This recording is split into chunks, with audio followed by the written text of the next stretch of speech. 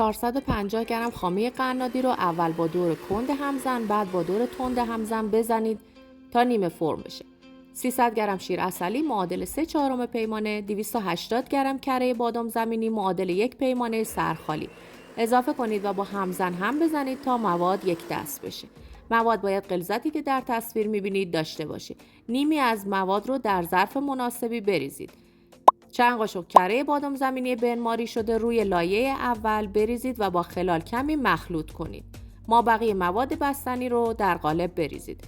به دلخواه کمی بادام زمینی تست شده روی بستنی بریزید و به مدت 8 ساعت در فریزر بذارید تا بستنی کاملا بسته بشه.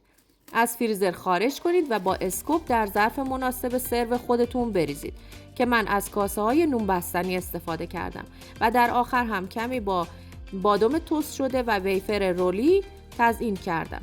میتونید این بستنی رو در قالب‌های سیلیکونی بستنی هم بریزید و با شکلات کاور کنید. اگه این پست برات مفید بود لایک کن، سیو کن، برای دوستانت شیر کن. امیدوارم این بستنی رو درست کنی و از طعم بی‌نظیرش لذت ببری.